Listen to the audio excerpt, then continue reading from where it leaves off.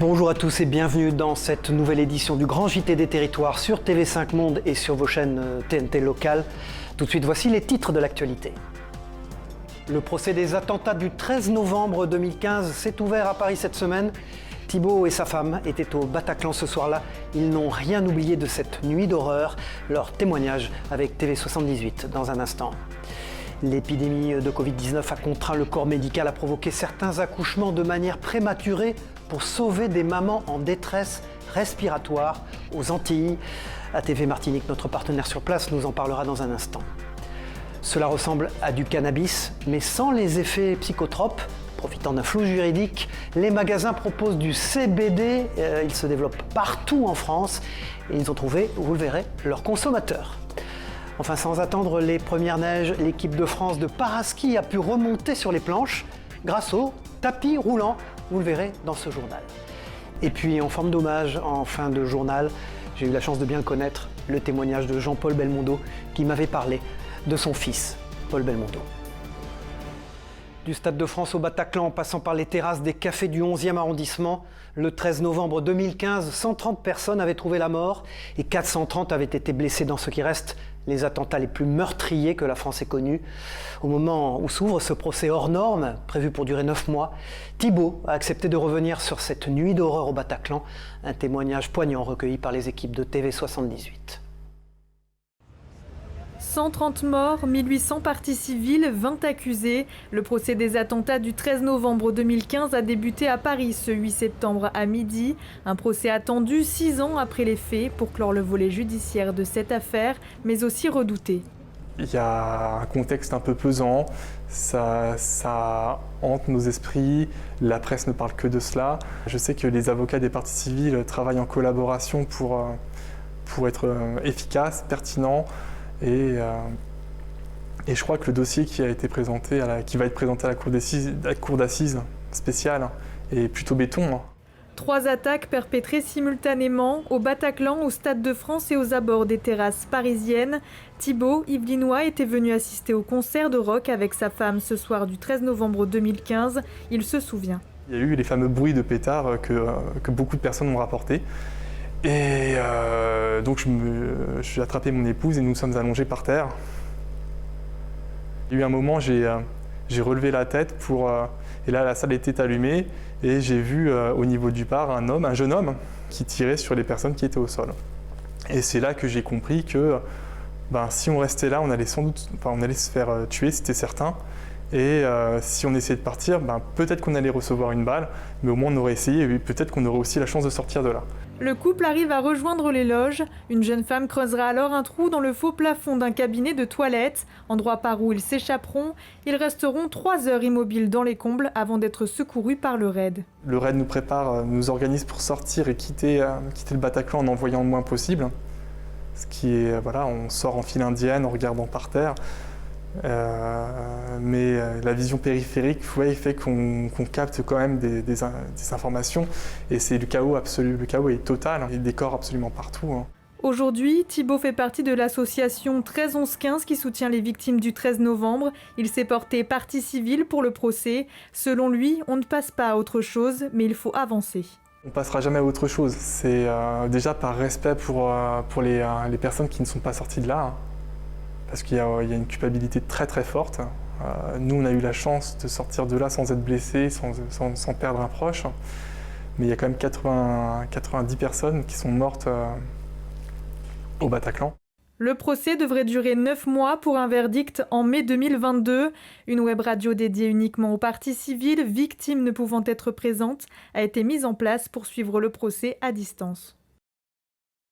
Si la situation s'améliore en Martinique face à l'épidémie de Covid-19, le CHU de Martinique tire la sonnette d'alarme face à la multiplication de naissances prématurées, car de plus en plus de femmes enceintes sont contaminées lors de cette 4e vague. Actuellement, 5 bébés sont pris en charge à la maison familiale de l'enfance. Regardez ce reportage de Tom Gagnou pour VIA à TV Martinique, nos correspondants sur place. Ce jeune couple a échappé au pire. Il y a 15 jours, Muriel, alors enceinte de 6 mois, a développé une forme grave du Covid-19. Elle était en détresse respiratoire. L'interne, quand elle m'a vue, elle m'a dit « Mais madame, mais vous êtes en difficulté respiratoire, vous n'êtes pas bien. Et elle m'a envoyé faire un scanner pulmonaire et l'appareil demande de gonfler les poumons. Et c'est de là que je me suis rendu compte que je ne pouvais rien faire. J'ai fait hop, comme un poisson qui était hors de l'eau. Pour la sauver, les médecins ont dû anticiper la naissance du bébé. Ils ont fait une césarienne. Il y a le médecin pédiatre qui s'occupe de la réanéonate qui m'a vu en premier lieu, qui m'a expliqué qu'on va devoir faire sortir l'enfant. C'est Gérald qui aurait transmis le virus à sa femme. Après de longs jours passés dans la peur et l'incertitude, l'homme s'en veut de ne pas s'être fait vacciner. Tout le monde parle du Covid, mais quand on est au cœur de l'action, quand toute votre vie s'écrase dans un claquement de doigts, c'est pas le moment de dire je vais me faire vacciner. Parce que si je m'étais vacciné avant, mon épouse n'aurait pas attrapé le Covid. Des cas comme celui-ci, il y en a de plus en plus lors de cette 4e vague. Si le prématuré de Muriel et Gérald est sorti d'affaire, d'autres sont toujours en soins intensifs. Actuellement, 5 prématurés Covid sont pris en charge à la maison de la femme et de l'enfant. Le personnel se montre très attentif à leur cas. Si la prématurité est courante en Martinique, celle induite par le Covid-19 en revanche est inédite. Certains nouveau-nés en grande fragilité doivent même séjourner en réanimation. Cette cause-là, on ne l'avait jamais eue. Elle est arrivée brutalement avec beaucoup de mamans qui ont souffert de ça. Et donc ça fait un afflux important de bébés. 4 prématurés ont déjà été envoyés dans l'Hexagone pour soulager le service de réanimation. Mais les médecins redoutent une prochaine vague de nouveau-nés contaminés dans les prochains jours. Passe sanitaire, vous le savez, c'est à partir du 15 décembre que les personnels des établissements et services sanitaires et médico-sociaux devront être vaccinés d'au moins une dose. En Haute-Garonne, vous allez le voir, ils sont une quinzaine, mercredi dernier, à s'être lancés dans une marche de soutien à Annelise Pénat. Cette éducatrice spécialisée est opposée au pass sanitaire et à l'obligation de vaccination. Elle a, pour protester, entamé une grève de la faim il y a 10 jours. Ces soutiens dénoncent une forme de passage en force du gouvernement. Je suis soignante, donc je vois le système de santé se dégrader. Je vois qu'on nous a adulés il y a 1 an et demi et que maintenant on est totalement ignoré et que surtout on risque de perdre notre travail. Je trouve que c'est quand même très extrême, mais s'il faut ça pour se faire entendre, oui, parce que là, il n'y a qu'une version des faits et je trouve ça très très dommage. Regardez ce reportage, un garagiste obligé de refuser des clients par manque de salariés. Depuis 2 ans, le gérant d'un garage spécialisé dans les poids lourds à Narbonne rêve d'embaucher pour s'agrandir.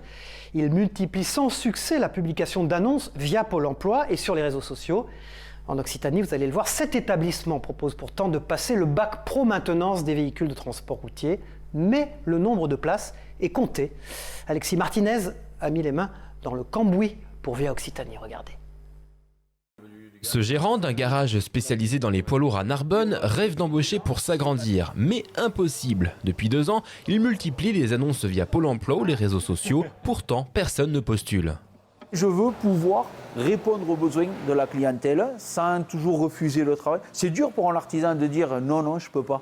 Pourtant, le métier attire. Sur 7 établissements d'Occitanie proposant le bac pro maintenance des véhicules de transport routier, celui de Toulouse, le lycée Gallieni, a reçu cette année 114 candidatures pour seulement 20 places. Nos formations sont saturées, on accueille du public, je le disais, sous différents statuts, que ce soit des apprentis ou des scolaires.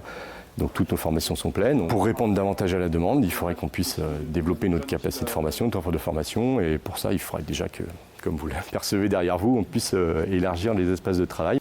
Car dans cet atelier, l'espace est petit pour accueillir les camions, les professeurs et les élèves, comme Julie, étudiante dans l'établissement, qui souhaite devenir chauffeuse routière et ce bagage en mécanique s'avère indispensable pour ses projets. Il y a des débouchés, que ce soit dans la mécanique ou dans le transport. Mais c'est vrai que les entreprises de transport aiment bien que son employé ait déjà fait de la mécanique. Parce qu'ils savent très bien qu'on fera attention aux camions et qu'au bruit, on saura s'il y a quelque chose qui va ou qui ne va pas. Des formations qui doivent donc s'adapter en capacité d'accueil. Car avec la hausse du nombre de camions sur les routes chaque année, le métier de mécanicien poids lourd est de plus en plus recherché. Je vous l'annonçais dans les titres, le boom des boutiques de CBD. Cela ressemble à du cannabis, cela a l'odeur du cannabis, mais ça n'est pas du cannabis. Le CBD, le cannabidiol issu du chanvre, n'a pas d'effet stupéfiant du tout, mais promet de réduire stress et anxiété. À Nantes, Pornic, Saint-Nazaire ou Guérande, une quinzaine de boutiques en commercialisent. Les consommateurs sont de plus en plus nombreux et les contrôles de police aussi, car un certain flou juridique persiste, même si l'État français envisage d'interdire la vente de fleurs de CBD. Reportage à consommer avec modération, réalisé par Anaïs Déné pour Télé Nantes, nos confrères sur place. Dans cette boutique, le CBD se veut thérapeutique sous forme d'huile, de tisane, de chocolat et de fleurs, vendus entre 6 et 9 € le gramme. J'adore quand les clients viennent ici et me disent on dirait de la vraie. Mais c'est la même plante, c'est de la vraie.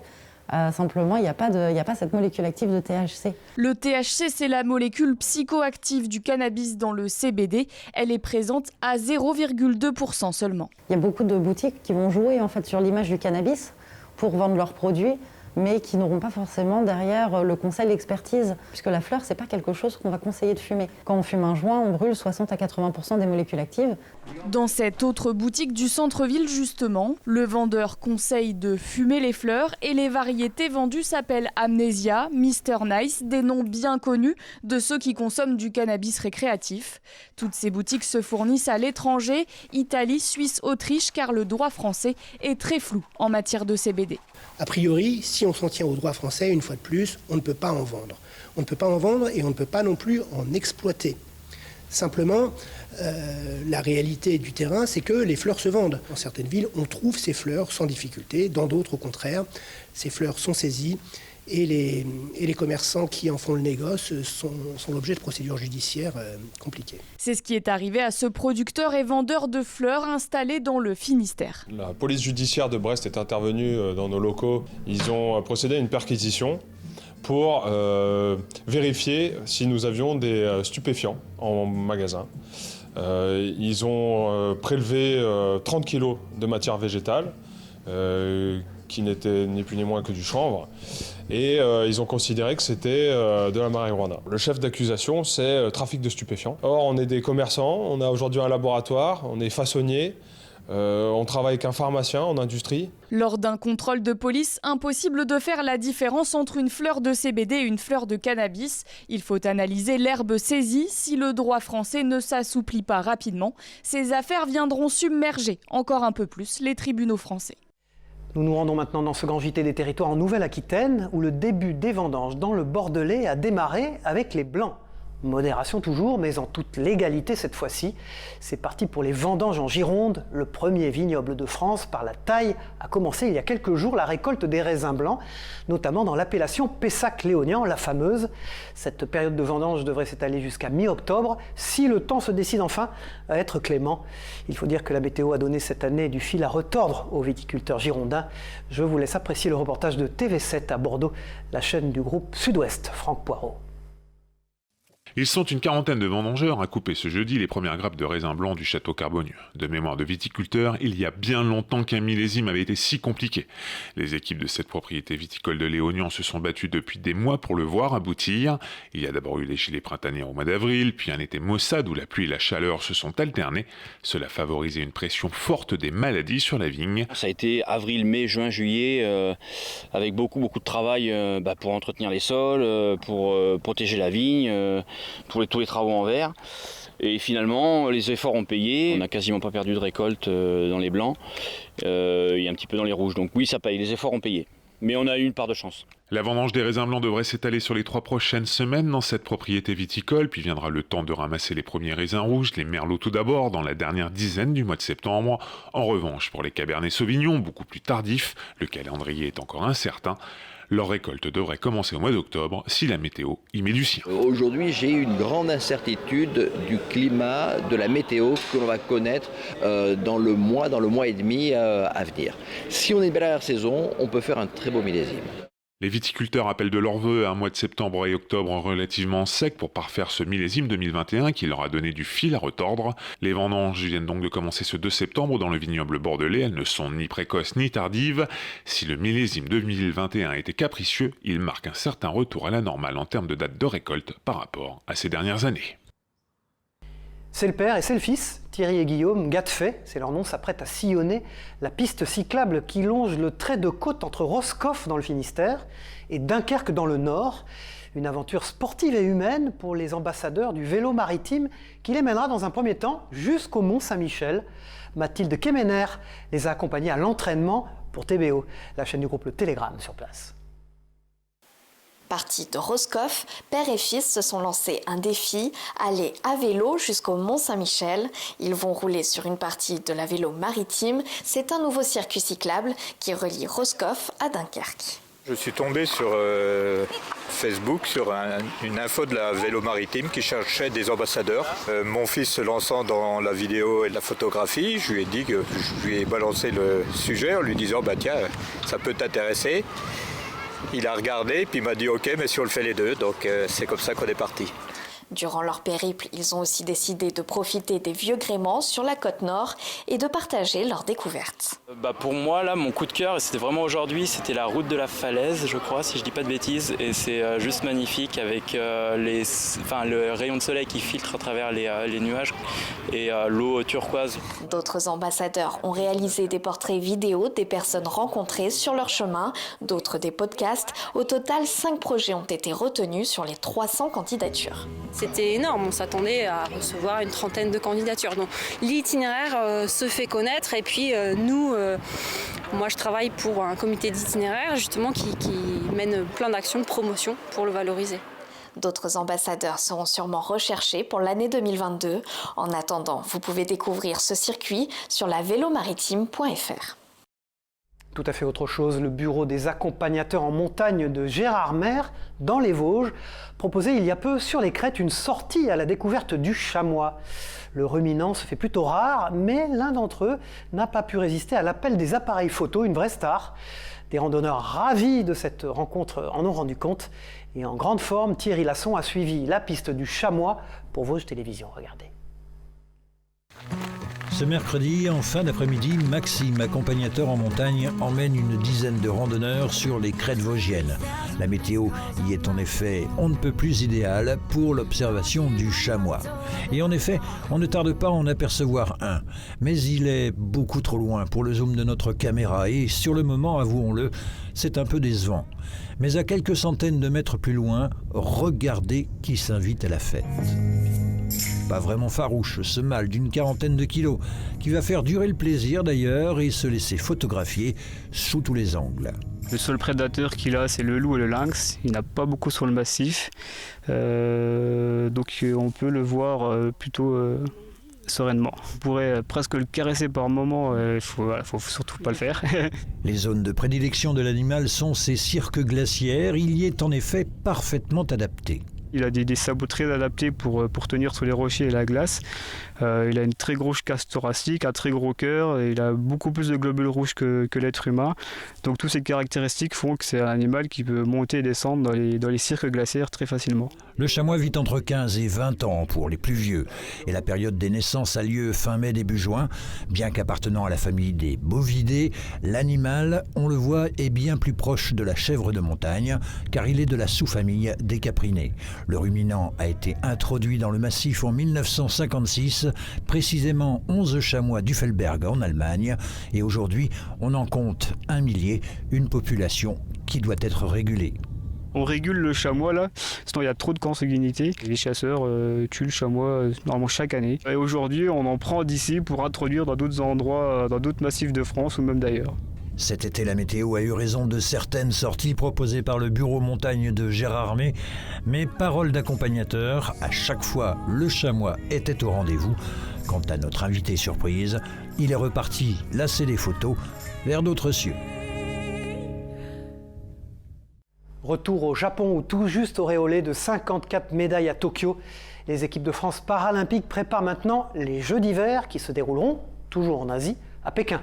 L'équipe de France de ski handisport a donc attaqué sa préparation physique sans perdre de temps par un stage sur une piste artificielle qui procure des sensations assez proches des conditions naturelles et réelles. Lucas Ruck l'a testé pour nous et pour 8 Mont Blanc, notre chaîne partenaire sur place. Glisser sur la neige en plein mois d'août, on s'y croirait presque, mais c'est bien sur une piste artificielle à Passy que l'équipe de France de ski handisport débute l'entraînement de sa saison hivernale. Principalement physique, l'objectif est aussi de retrouver des sensations sur les skis. Le fait de venir un peu sur les tapis comme ça, glisser, ça nous permet en fait de travailler un petit peu la préparation physique, mais une préparation physique qui va être spécifique au ski un petit peu, parce qu'on va retrouver quand même la gestuelle globale du ski alpin. Dorénavant, l'équipe de France Handisport réalise ici 1 à 2 stages par an, des entraînements spécifiques nécessaires au perfectionnement des athlètes. Ça fait partie de notre préparation, moi je connaissais pas ça avant d'intégrer l'équipe et c'est un petit plus, je vois que je progresse sur les skis et je progresse ici aussi sur le tapis. Bon, on a des catégories, de la concurrence qui arrive aussi. Il y a aujourd'hui un réel niveau sportif sur les skis en handi aussi. Et donc du coup, pour aller gagner les centièmes, les secondes qu'il nous faut, il faut pousser un petit peu la barre, il faut travailler des choses différentes. Responsable et coach au sein de la structure depuis ses débuts, Denis souhaite apporter tous les bénéfices de la technologie aux sportifs de haut niveau. Le ressenti, le travail technique, tout est accentué. C'est un laboratoire d'analyse. Il y a le miroir, il y a le ressenti de la personne, c'est filmé, on peut vraiment prendre le temps de décortiquer. La préparation des athlètes handisport se poursuivra par un retour à la compétition en décembre, avant de s'envoler en février 2022 à Pékin, là où les prochains Jeux paralympiques s'ouvriront. Sans transition maintenant, le musée des 24 heures du Mans fête ses 60 ans et 130 ans d'histoire mémorable de course automobile. Pour l'occasion, la collection offre aux visiteurs la possibilité de découvrir la totalité des modèles Toyota ayant participé d'ailleurs à l'épreuve mythique. Un reportage de Margot Bianco pour LMTV Sarthe, nos partenaires au Mans. Avant la crise sanitaire, 2019 fut une année record pour le musée des 24 heures du Mans qui a vu défiler 124 500 visiteurs. Sur 4000 m², des miniatures, des motos, puis 140 véhicules, dont 70 ayant couru la course, sont exposés. Pour marquer son 60e anniversaire, le musée a mis en place un tableau plutôt symbolique. Je l'ai appelé l'alpha et l'oméga parce qu'en fait c'est un raccourci idéal à la fois de l'histoire de l'automobile parce que nous avons derrière nous la plus ancienne voiture dans la collection du musée, donc un kart de Dion-Bouton, c'est une machine à vapeur qui date de 1885 et à côté d'elle la Porsche 919 hybride des 24 heures du Mans 2016. Donc là on a un vrai choc, on a 130 ans d'histoire qui les séparent. Des expositions temporaires prennent aussi place au musée jusqu'en février 2022, c'est une exclusivité, une collection regroupant les automobiles Toyota qui ont participé aux 24 heures du Mans.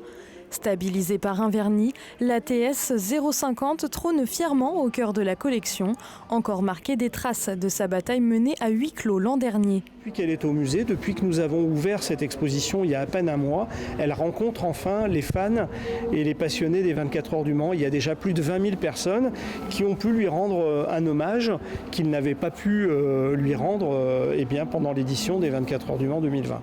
Pour le centenaire des 24 heures du Mans en 2023, le musée, en lien avec l'Automobile Club de l'Ouest, se prépare à une nouvelle exposition de marque pour rendre hommage dignement à la mythique course d'endurance. Voilà, sans transition, un reportage qui me tient particulièrement à cœur maintenant, le portrait d'un boxeur. Il est monégasque, il s'appelle Hugo Mikhaïev et une fois n'est pas coutume, il n'est pas passionné de vitesse ni de course automobile en étant monégasque. Non, Hugo boxe dans la catégorie des super légers, il vient de passer professionnel. Bravo à lui, il s'est entraîné aux îles Canaries car il disputait vendredi son premier combat chez les pros en ouverture du gala qui a vu Tony Yoka défendre sa ceinture européenne poids lourd face au Croate Petar Milas, une rencontre que n'a pas ratée nos confrères et partenaires sur place de Monaco Info.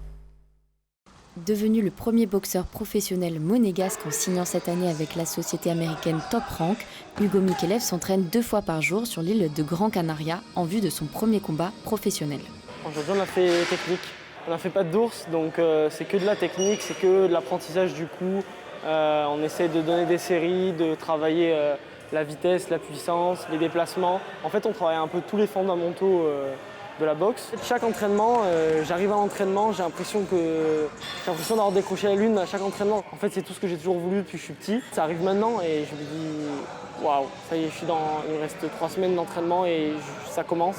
Il est entraîné par Carlos Formento, mais aussi suivi de son préparateur physique, Thomas Creteau, qui n'est autre que son meilleur ami d'enfance.